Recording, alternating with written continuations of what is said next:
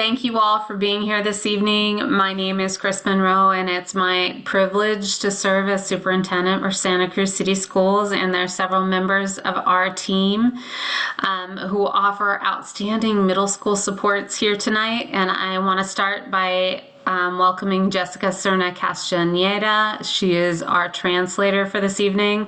Bienvenidos a todos. Gracias por venir. Jessica Serna Castañeda está aquí para traducir esta webinar. Y en un momento, Jessica explicar cómo está, how it works. Can you help me, Jessica? Yeah. Buenas tardes a todos. En un momento van a ver un globo bajo y allí van a poder, se ocupan traducción del inglés al español y ahí es donde me van a escuchar a mí traduciendo la información esta tarde. Gracias.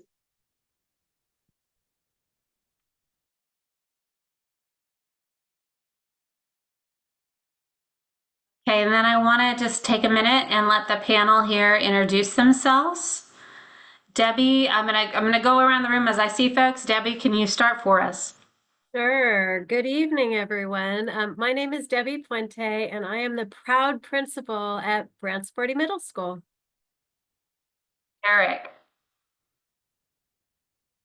Hello, good evening. I'm Derek Kendall, and I am the principal of the Mavericks at Mission Hill Middle School. Amelia. Hi there, I'm Amelia Von Gerer, and I'm principal at Alternative Family Education, which is Santa Cruz City Schools' homeschool program. Casey.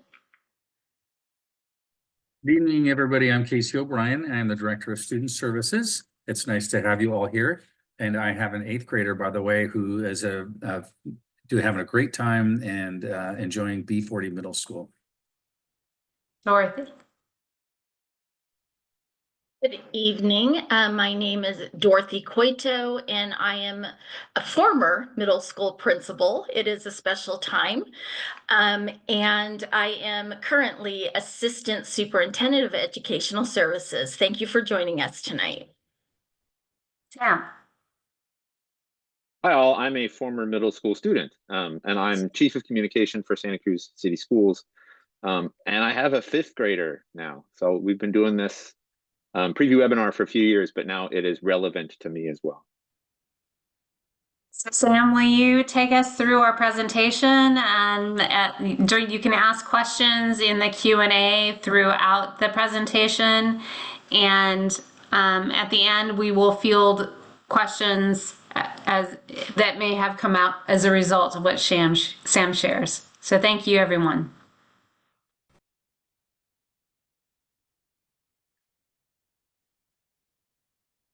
All right, did that work? I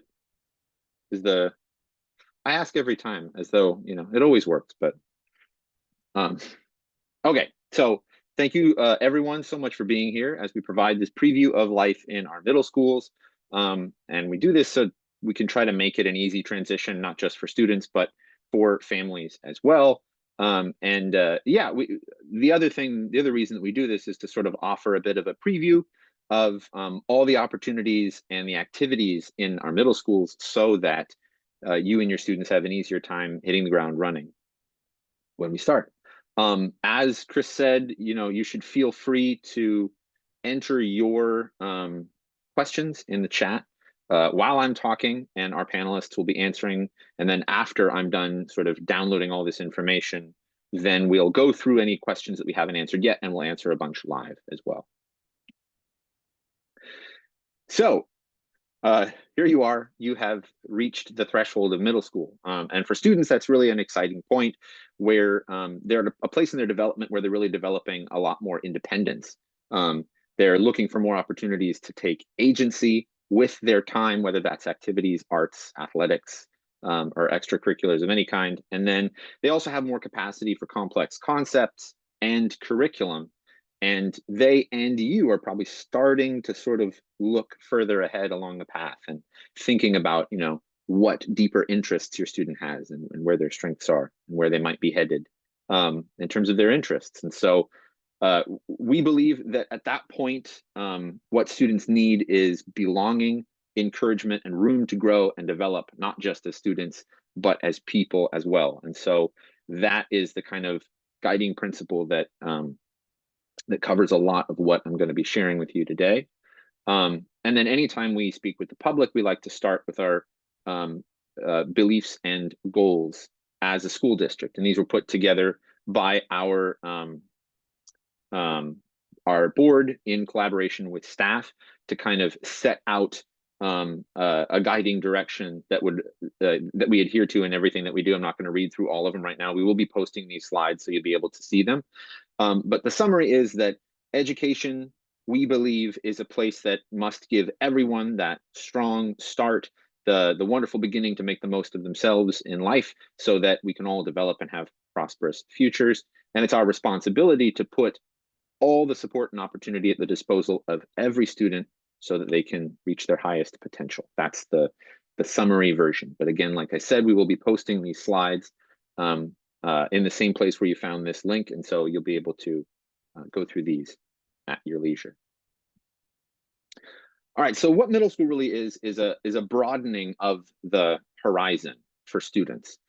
They're beginning to not only develop more depth in their skills and in their understanding, but they're beginning to be able to decide which skills they want to develop and having a lot more agency in how they choose their time.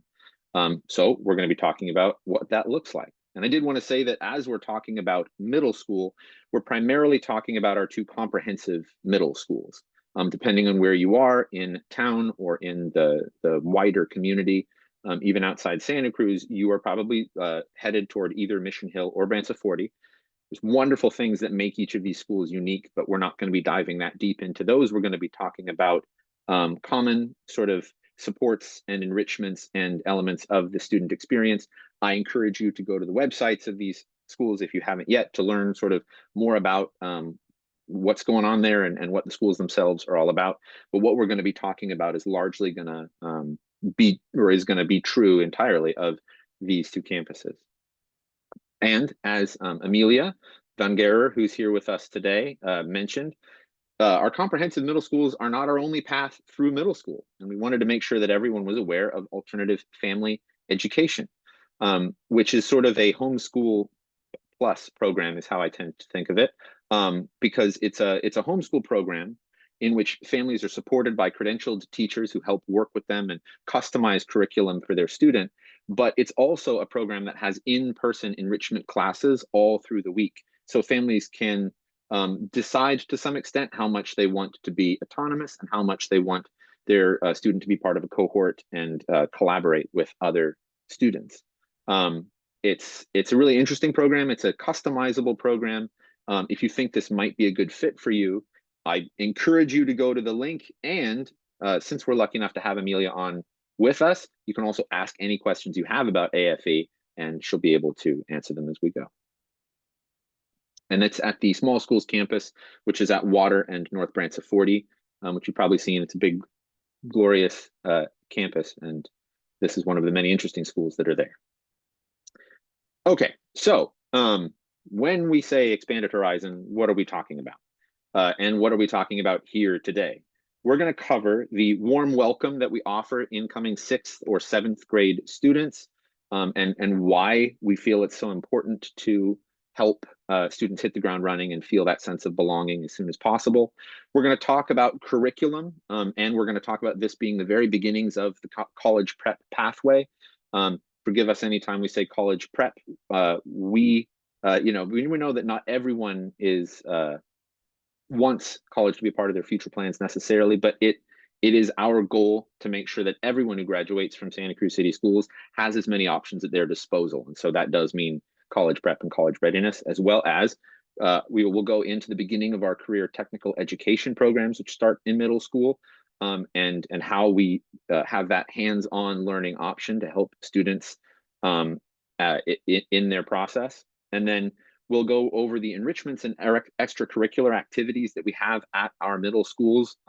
This again is new for any kids coming into elementary because coming in from elementary because of the wealth of options that are now available. We'll talk about what academic support looks like at our schools and how to get involved with it at any time. We'll talk a little bit about the leadership opportunities that are available to students and where that fits in to development. We'll go over our social, emotional, and mental health support resources and systems on campus, talk a bit about the connection and diversity of perspectives that goes on at our campuses, and have a school safety overview. It sounds like a lot, but as you'll see, I can talk very quickly.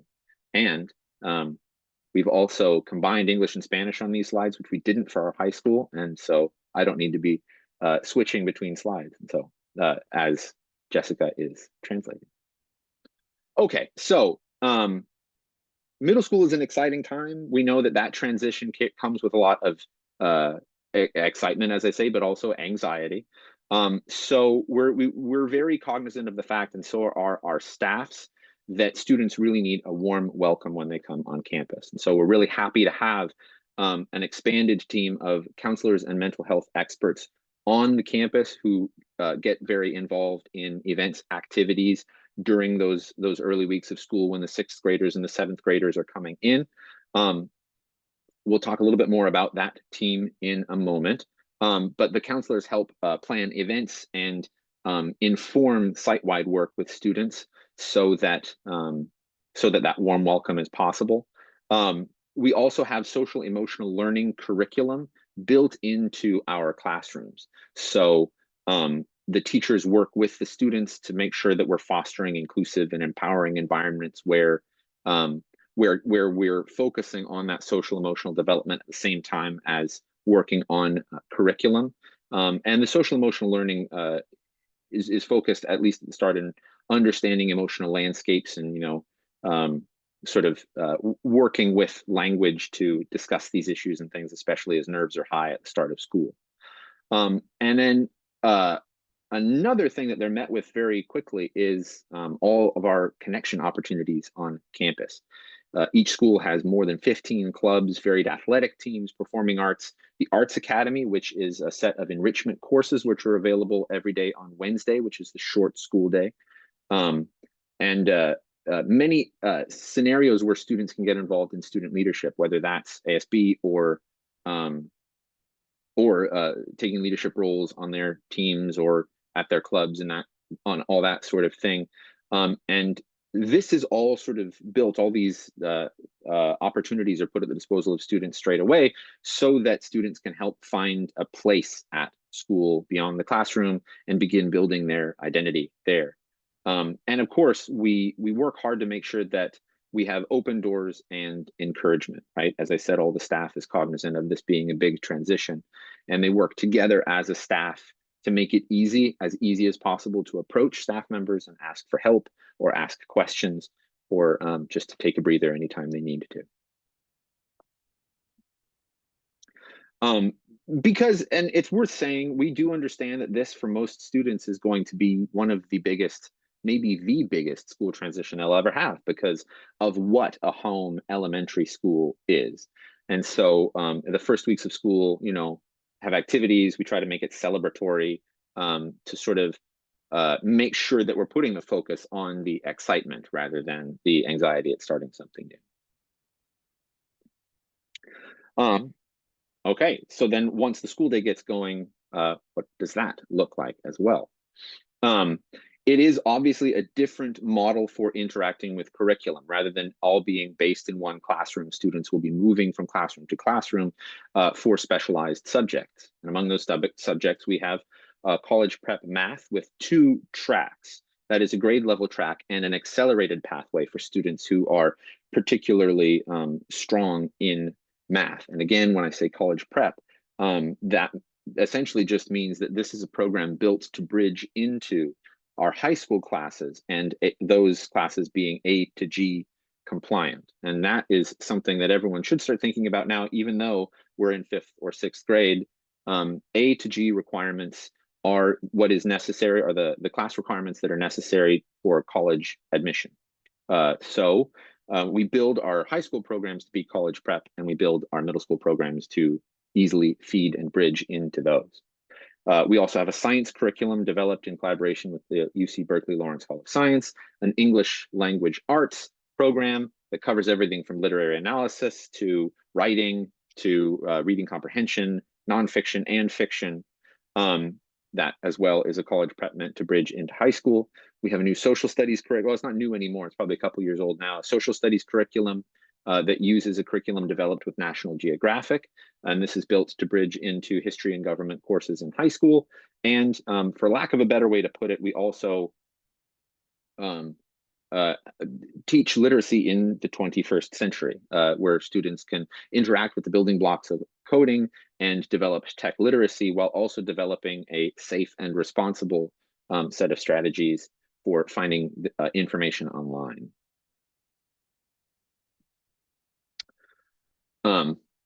But also, obviously, for the first time, students also have the ability to choose what classes to take and what to do with their time on top of the base curriculum that all students interact with.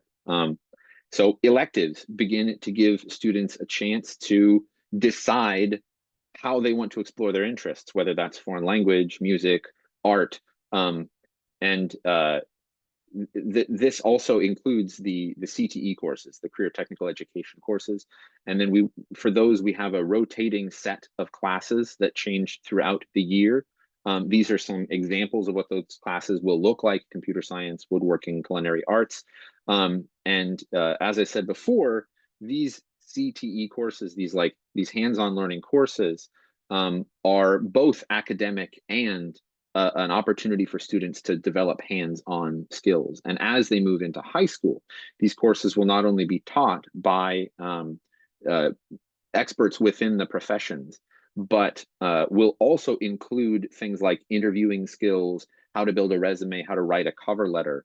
Every CTE class will also take a sort of broader view of getting students ready to interact with the professional landscape and the hiring landscape going forward. And then obviously we have a wide variety of athletics at students' disposal, which is something that is far beyond what they were able to interact with in elementary school. And I really want to, because I've spent so much time talking to athletes in the middle and high school level, I really want to recommend parents talk to your students about getting involved in this, just because athletics teach this expanded social and emotional developmental pathway as students are learning how to build discipline and to cooperate and communicate with other students. And there's so many opportunities for leadership among peers on teams. And this is a list of some of the sports available. There's more than that, I believe. And then we have different sports available throughout the year so that students can be on multiple teams if they're interested. Beyond that, we have a big ecosystem of clubs on campus that allow students the opportunity to find community and like-minded people to try new things or pursue their interests and take a lot of agency, because if a student has an interest or an idea of what they would like to see on campus, they can create a club. They can get a staff advisor, put a club together, and create their own spaces on campus too, if that's something that they're interested in. And then again, as I mentioned, after school, every Wednesday is Wednesday's a short day. There are a set of enrichment classes offered, which we call our Arts Academy. And this can be anything from baking to cross-stitch, art programs. Sometimes there's a rock band. And in the time that I've spent on middle school campuses, these have been a wonderful way to explore skills and interests, but probably even more than that, they are spaces where students can congregate, interact with each other, problem solve with each other outside the class, outside the sort of set curriculum. And they can be wonderful spaces for students to either just relax or to really build connections with other students at school. And I stress that because all of those examples that I brought up are really situations where we're trying to help students find spaces on campus, find groups, find belonging, whether it's playing music, whether it's being on a team, or whether it's students working on our Word Lab program, where students get together throughout the year to put together and then publish a book of their writings at the end of the year. These are all the ways in which we look for opportunities for students to make school their home. and help build their identity beyond just being a student while they're in the school. That said, we do, have a strong academic focus at these schools, and we want parents to come in knowing something about what the individualized supports and academic supports that exist for students are. Now, these are going to be organized at each school by what we call an RTI coordinator, which is essentially a dedicated support teacher who helps track the progress of students and then work with teachers to build customized supports around them based on what they need. Now, what do those supports look like? We have, they all have access to academic tutoring. They also all have access to peer tutoring, which is a program that we've been pretty excited about over the past couple of years, because it's a really win-win situation where students who are being tutored often find it easier to interact with areas where they find the curriculum challenging when they get to do it with someone who has only recently mastered that curriculum themselves. And then for the tutors, it is incredible skill development in terms of, they're running they're running groups of kids, they're interacting with different learning styles, different communication styles. It's really an area to not only deepen their understanding of the subject area, but build a lot of leadership skills as well. We have, of course, broad supports for language supports for English learners, as well as broad supports in special education for students. And then all students will have access to support courses and interventions throughout the day, which will again be organized by the RTI coordinator. And I do want to say, whenever we're talking about supports, that the goal with supports is helping a student build a set of tools to be self-sufficient going forward, right? To managing a challenge today in a way that teaches the student how to manage it themselves later. We always want all the supports that a student needs to be available to them, but we also like to reassure families that the goal in all of that is building independent problem solving going forward.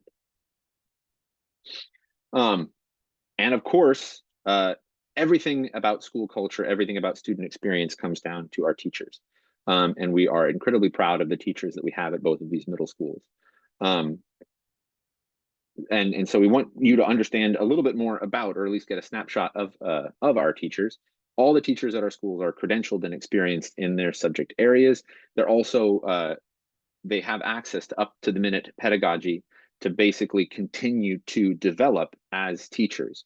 We work to put professional development at their disposal, whether that's meetings or seminars or materials, because that's all kind of part of our mindset that teachers, just like students, just like everyone else, are learners who continue to hone their craft at all times. And more than that, teachers at a middle school are uniquely collaborative. They work together to build consistency, right, as they're sort of each in charge of their island, so that they all have a good understanding of the students that they're going to see, and that they can share that understanding so that any room that a student walks into, they will be known in that space. And this speaks to one of our guiding principles, which we sometimes call a whole person approach, which is really just the point that we're not just helping people develop as students, but we understand that they are developing as people at the same time. And so we have a wealth of social, emotional, and mental health supports that exist on campus.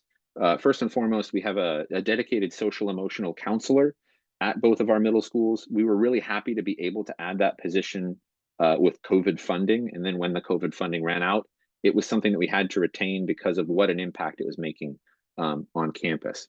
And so the counselor is someone who has an open door, but also students can refer each other. They can be referred by staff. They can be referred by parents or loved ones.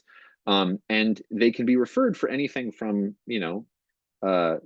significant distress to having a difficult week or anxiety around a particular test that's coming up. But more than that, our counselors do a really good job of making themselves known on campus. They're active in events, they're active in groups, and they do a wonderful job of not only always having their door open, but being a welcoming presence on campus where students know how to find the door and walk through it. We, oops. We also have positive behavior intervention teams on campus, and so this is a system. There's a system called PBIS, a data supported system that essentially the PBIS coordinators will probably be mad at me for simplifying it to this extent, but it boils down to if you set clear expectations of behavior in every context on campus, and then communicate them very clearly to students on a regular basis, and then reward and call out good behavior, it has a remarkable impact on behavior on campus. And so we have those systems running at our schools. And those expectations also tie into the social emotional curriculum that students are interacting with within their classrooms. We also have our counselors also provide guidance and support for all staff, not only to help them recognize the markers of distress, but become literate in mental health and emotional health and behavioral health issues, so that everyone can work together to have an eye on the student body in terms of their mental health, in terms of how well they're doing. The counselors also have regular check-ins with all students on campus to look for the markers of distress.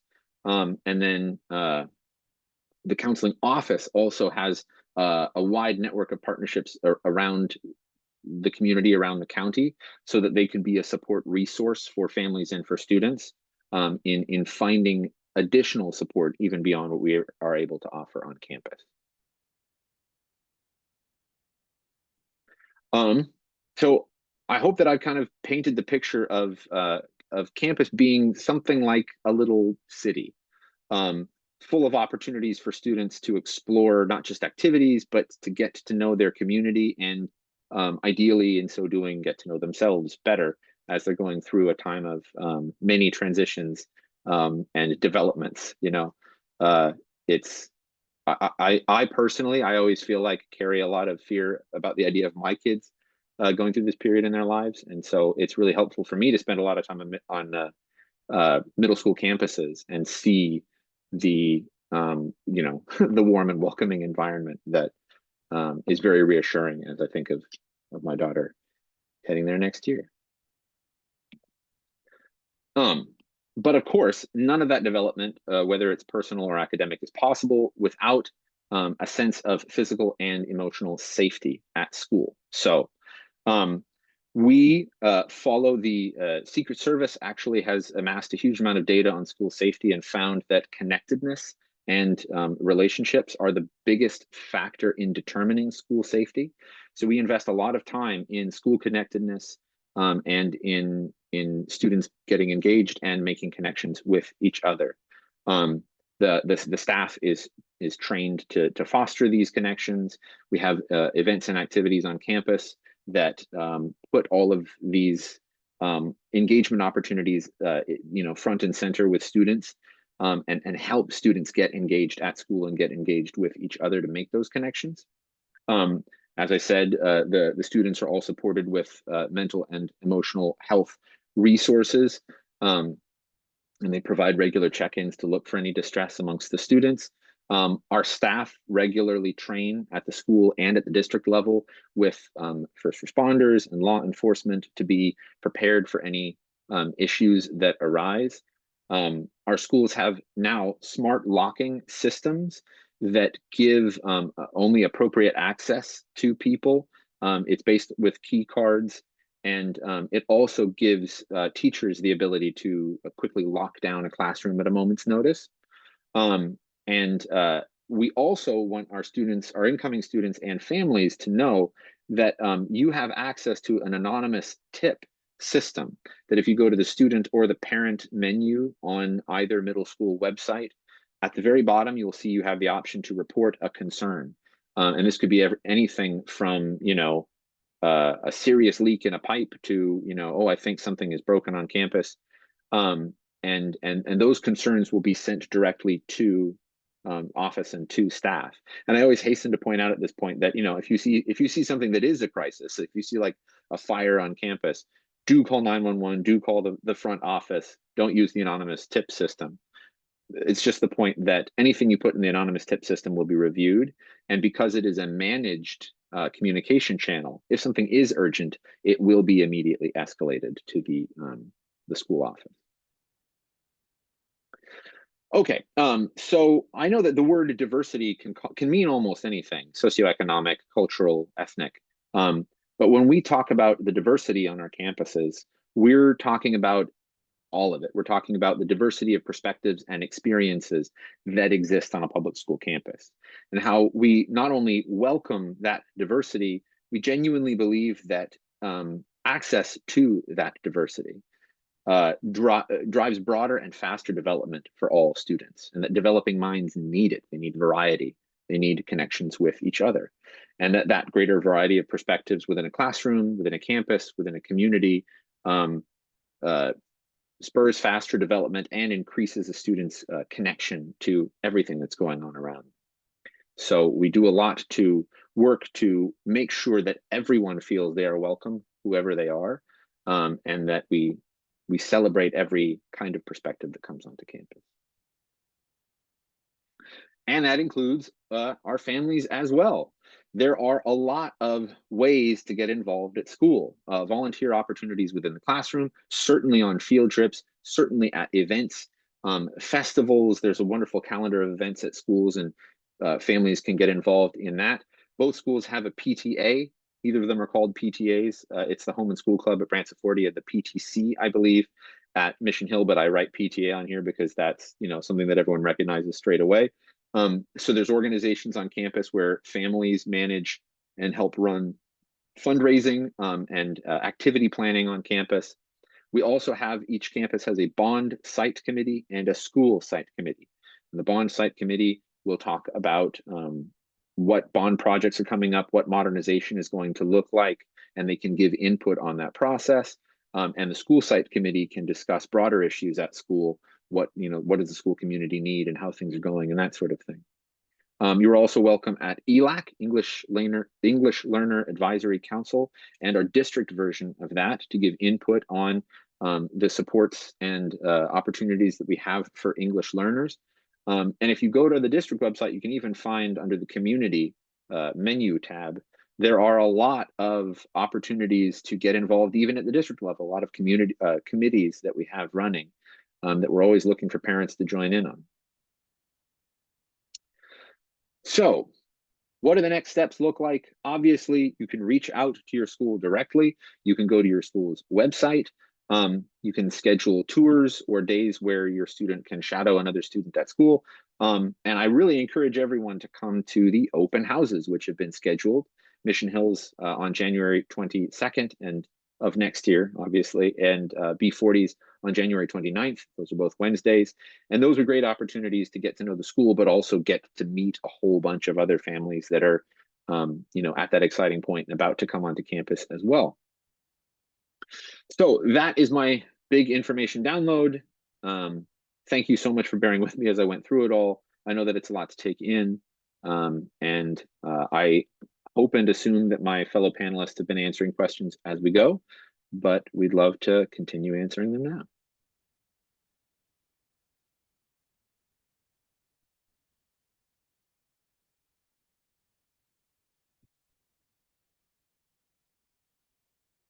There's a question about finding information about the options for two-way immersion. Does all us kids to continue Spanish in middle school? Debbie, do you want to take that question? Sure, yes. There is the opportunity for students from De La Viega to continue on here. We have a dedicated class for sixth graders, our seventh graders, and our eighth graders, as well as we have an eighth grade as Spanish 1, as Mission Hill does as well. But it is a class, it's a dedicated class for Spanish language arts that continues on in the same way. Thank you, Debbie. There's another question here. Bayview's fifth graders have their science camp January 21st to 24th. They will not be able to go to the Mission Hill open house. Can the open house be rescheduled? Typically, the open house is for parents. So that is the audience for open house. But Derek, do you want to address that? Yeah, just as Chris said, the open house, the audience is typically for parents so that they can visit classrooms, see a little bit about what's going on our campus. Our feeder schools, Bayview and Westlake, the students will be brought onto campus at another time for a student tour, led by our leadership students, where they'll have the opportunity to peek inside 6th and 7th grade classrooms, and see the gym and all the things that 5th graders are anxious and nervous about. So those will be offered for the Bayview students. Derek, what happens for students who may be coming from Bonnie Doon or from Davenport? They will also be invited to attend those tours that we have. Last year we had a whole day. We called it our Wave Day, and all of the schools brought their students on field trips to Mission Hill in the morning, and we had activities and events and tours and for all the students. And B40 does the same thing, right? That all incoming 5th or 6th graders will get an invitation and the opportunity to come to school for a day, and yeah, other than the open house. Our school counselors are coordinating all of that right now with Bayview, Westlake, Bonnie Doon, Davenport, and those dates and information about when the students are coming should be coming home to parents soon, before winter break. And I just want to pipe in about the Dos Alas program. The half hour before open house begins on the 29th at Branciforte Middle, we will be having a meeting so that you can get all of your questions answered by the teacher who actually teaches the Spanish language arts class. There's a question about additional languages other than Spanish. There aren't any in middle school. There are some additional choices in high school, but predominantly we have a really rich Spanish language and heritage language program. In the middle school and high school, we also offer French at Santa Cruz High, and we offer Cabrillo sign language courses as well once students reach high school. Casey O'Brien, will you take the question on what is your technology policy regarding smartphones and Apple Watches? Sure, that's a great question. I'm very proud to say that both of our middle schools have an away for the day policy where smartphones are put away from the first bell to the last bell, and students put them in their backpack and in their lockers, and they're away for the day. And it's amazing because kids get that 7.5 hours, sometimes more, of social interaction and an opportunity to be away from any social media and things like that. So that's fantastic. And principals may chime in a bit. Apple Watches, still, I think we might have a little bit of growth there. And from my memory, teachers discourage students from communicating on those watches, but we don't necessarily ask them yet to have them away for the day. Yes. Apple Watches have a school setting, and so we communicate with parents and encourage the parents to put on the school setting for the Apple Watches. We do the same in that school mode, and students are given a warning if they're playing games. And then it also follows the same policy. If a student decides to keep their smartphone with them instead of put it away for the day, then we do ask them we take it away for the day. And then we have a series of how students get those back, and it includes parent phone calls too. Debbie and Derek and Amelia, how can families contact you to set up a shadowing opportunity at your schools? Debbie, you want to start? Sure. So for us, shadowing, I think I mentioned something earlier about Martha Hargens she's transitioning between positions now, but she will be a contact for you to set up a day. You can contact her, and we'll have several opportunities to do shadowing. At Mission Hill, we try to have all of our shadowing on a Wednesday. Wednesdays are our sixth period short day. So students who shadow on a Wednesday will have the opportunity to see all 6 classes that they could potentially have as an incoming 6th or 7th grader. And if you would like to set up shadowing at Mission Hill, you would contact our registrar, who's her name is Lisa Sliney, and you can find her on our website. Amelia. And for AFE, we welcome families to come check out our resource center and our enrichment classes to get a sense of the in-person kind of community and connection. And to do that, you can email myself or lead teacher Ayla, who's also on the website. Jackie asks a question about music band opportunities. Is music considered a class, or is it a part of the Wednesday Arts Academy? Who wants to take that one? So since it says B40, I can share what we do here. We have 2 classes. We have a beginning and an advanced band, and they are part of the curriculum. They're part of a class. They're not the after-school enrichment, arts enrichment. We do have different classes each semester, and those do include, there have been, oh, Casey, what is it called? The drums, where you remember? Yeah, the drum line. Thank you, Drumline. How Really could I awesome. forget? It's actually very cool. So that's an option that we've had in the past. Eric, do you want to add anything more?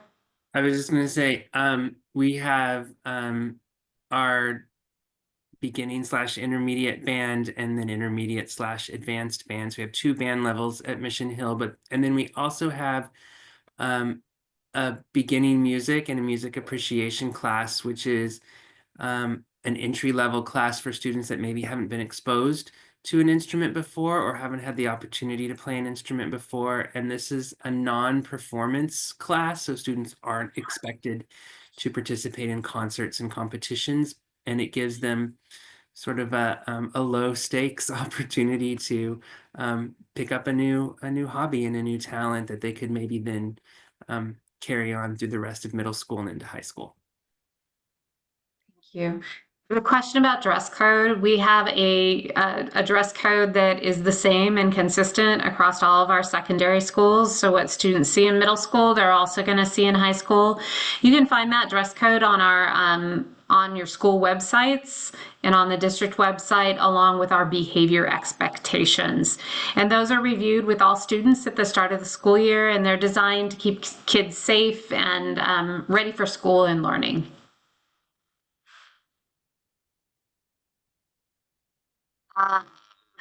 There is a question about, I have a bilingual student that has not been in the DeSalis program. Can she join the Spanish class? Yes, students going into B40, if they're bilingual, could go ahead and do the Spanish language arts program if they're interested. That's always an option. It says there was a slight redistricting that happened affecting the incoming 6th grade class transferring to DLV to Branciforte a few years ago. For students that currently at DLV, will they be able to go to Branciforte Middle even if the new line suggests they're bounded for Mission Hill? They can apply for an open enrollment transfer to B40. Students who are currently at DLV will be in the count for B40 already, so that shouldn't be a problem to be able to accommodate that, but you'll have to go through the open enrollment process.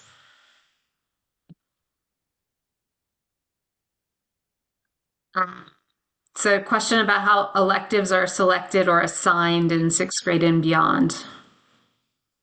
I can go ahead and help with that one. So over the course of a student's 3 years in middle school, we like to make sure that every student has the opportunity to take as many of the different electives that we offer. unless you are very specifically needing to get into a choir class or a band class or a Spanish class.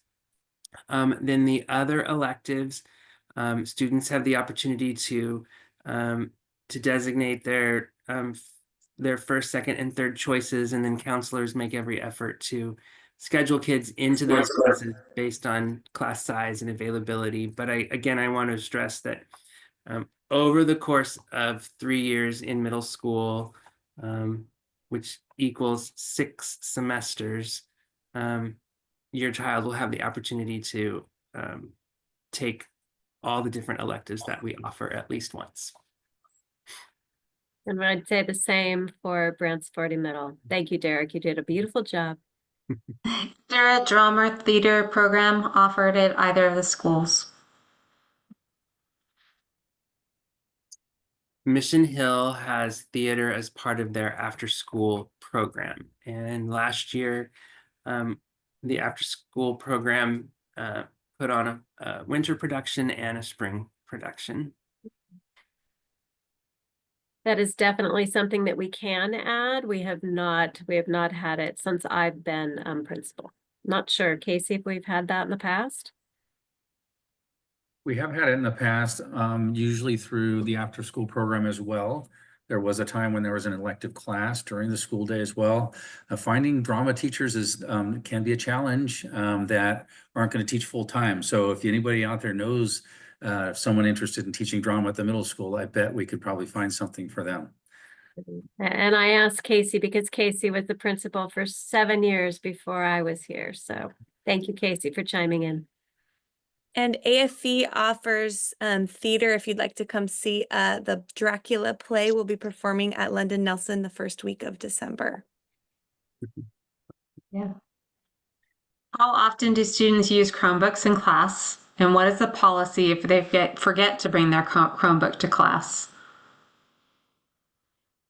I could start by sharing that we're super excited to get started a one-to-one program here at both middle schools. So our students take their Chromebooks back and forth from home and back.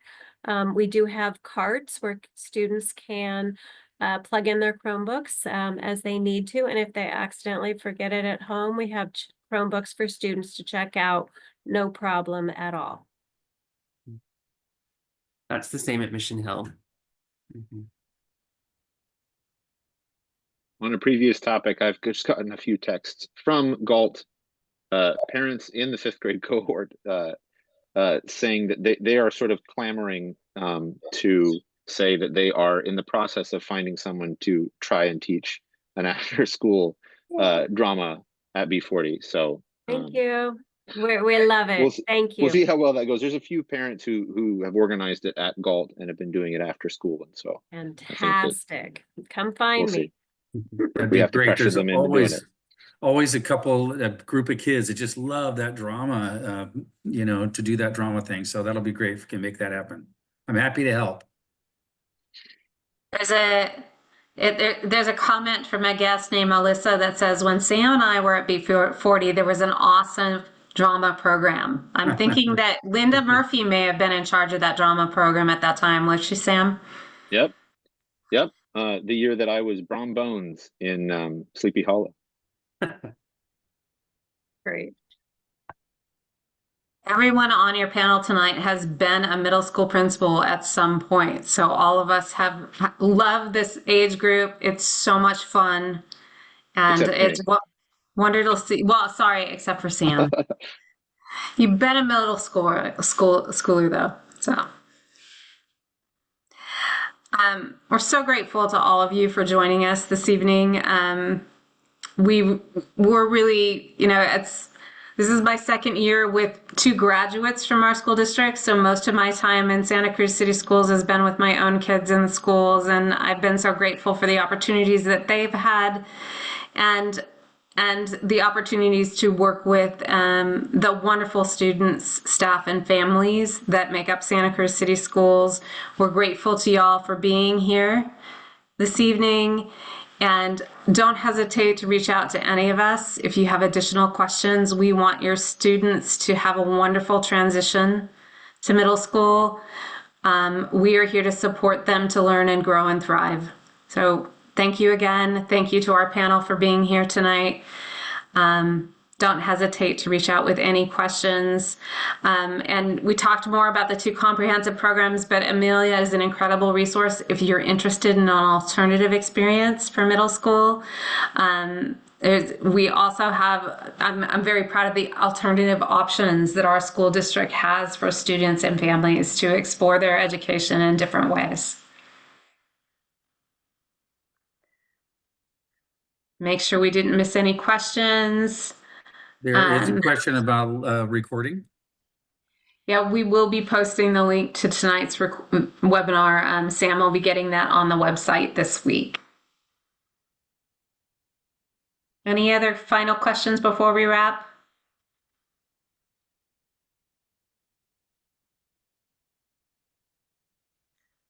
Well, thank you, everyone. Have a wonderful evening. Good night. Thank you. Good night, everyone.